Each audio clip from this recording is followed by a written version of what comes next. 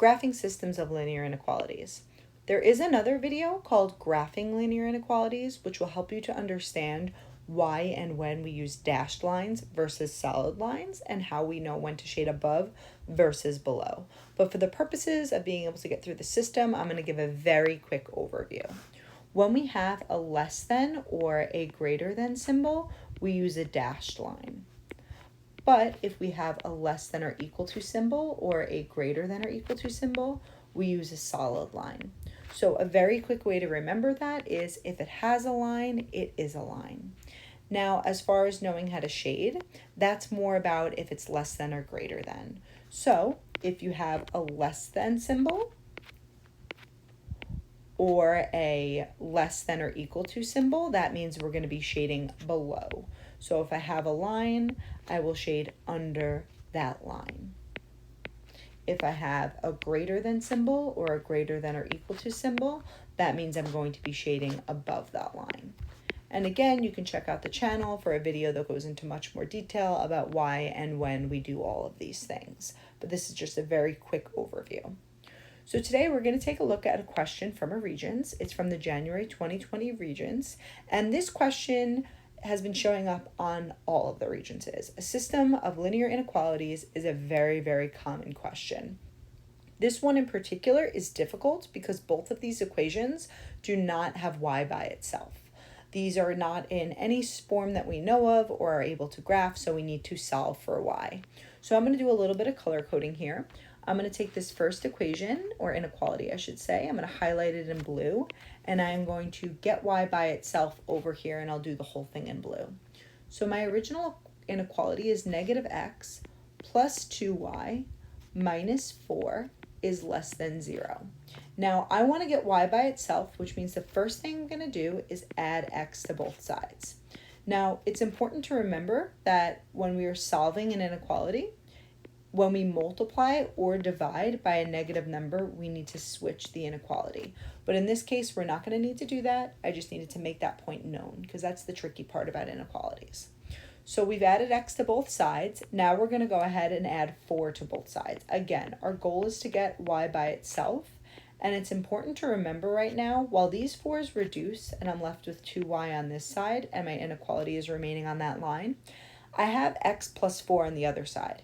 And it's important to remember that you can't add 4 to x, so you just write them side by side. Keeping in mind that y equals mx plus b is the equation of a line, so we like to get it as close to that as possible.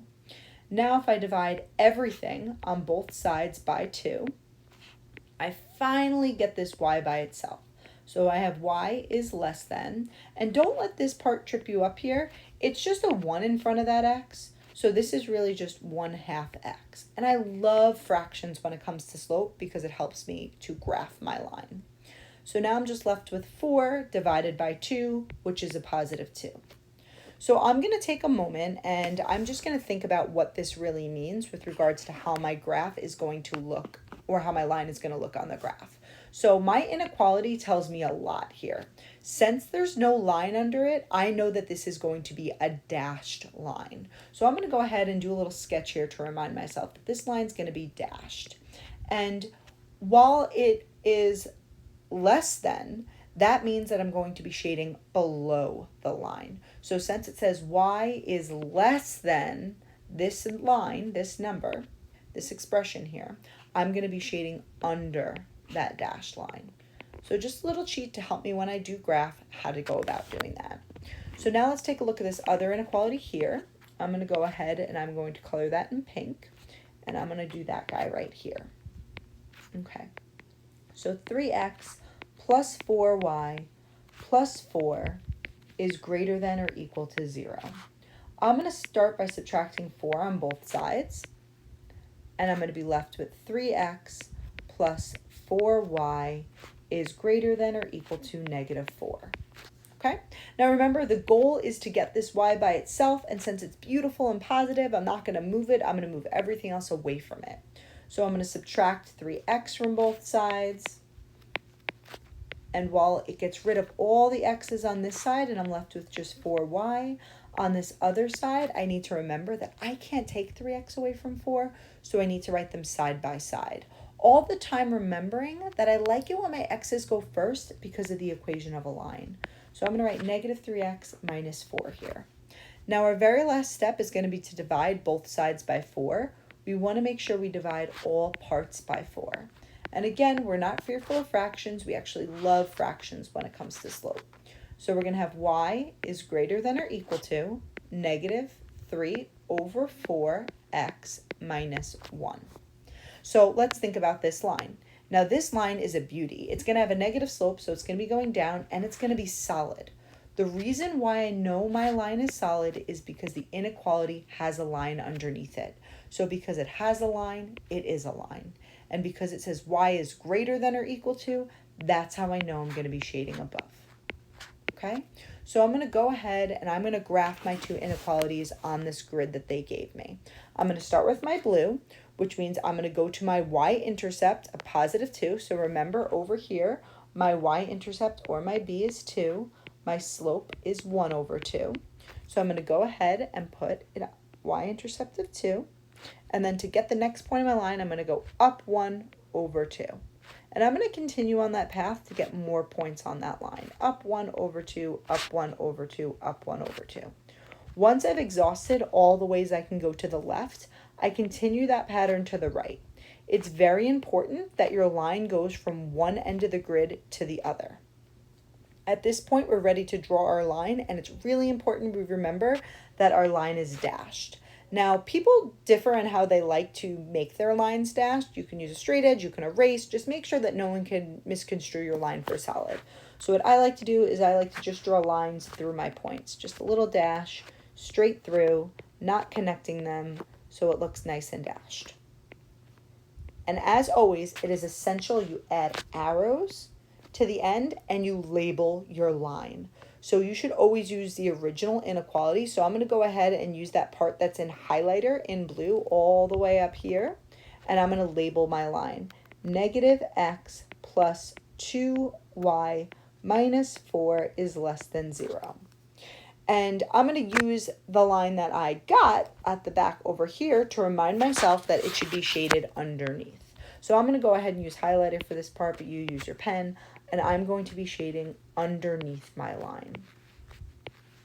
Okay? I don't encourage scribbling because you still have a whole nother line to graph and you don't want to make it hard to see the grid. So for this pink line, I'm going to remind myself that my y-intercept is -1 and my slope is -3/4. So I'm going to start by going to -1 on my y, and this is why we don't scribble, because we need to make sure we can see everything. And now I'm going to go down 3 to the right 4. So let me just zoom out so you can see exactly what I'm doing here. Down 3 to the right, 1, 2, 3, 4.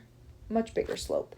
Down another 3 to the right, 4. 1, 2, 3, 4. And now I don't think I can plot another one on this grid, so I'm going to start going backwards. So I'm going to go up 3, 1, 2, 3, 4 to the left, up 3, 1, 2, 3, 4 to the left. Okay? So now it is really important that this line is solid. So I'm not going to extend crazily. I'm just going to go just past the last point that's given to me. I'm going to make sure it is a solid line, put arrows on either side. And again, I'm going to use that original equation from all the way up here to label it. So it's going to be 3x minus 4y plus 4 is greater than or equal to 0. Now, if I recall, I want to shade above my line, so I'm going to be shading in this direction. And I want to make sure that I am marking my solution set. So where that pink and that blue are both covering, that is the solution set. So you should go ahead and make a big S in that general area for solution set. Sometimes they'll actually ask it in the question. In this case, they didn't say to state an S, but you really always should. Now, the next part is down here. They're saying Stephen says the point 0, 0 is a solution to the system. Determine if he is correct and explain your reasoning. So explain is really important here because explain in math means words. So we want to determine if he's correct and then explain why. So I can do one of two things here. I can use my graph or I can use my equations. I can use x equaling 0 and y equaling 0 and plug it into both inequalities and see if they remain true. But because I have this beautifully drawn graph, I can really just take a look. Let's find the point 0, 0. It's right here, okay? That point 0, 0 isn't lying on either line, and it is in the double shaded area. So it is a solution to my system of inequalities. So when I write this explanation down here, first I'm going to answer that Stephen is correct. So Stephen is correct. And now I'm going to explain why. So I'm going to say because 0, 0 is in the double shaded area. Okay, so that is a Regents question, and it is worth 4 points. So this is quite a bit of points. We want to make sure we're graphing our lines correctly. We want to make sure that we're choosing whether they're dashed or solid correctly. We want to make sure we're shading in the correct direction, and we want to make sure we're labeling our solution and answering the question below. Remember, if it says explain, they expect words. So answer the question, is he correct? Yes, he is correct. Why? Because 0, 0 is in the double shaded area. And that's how you solve a system of linear inequalities.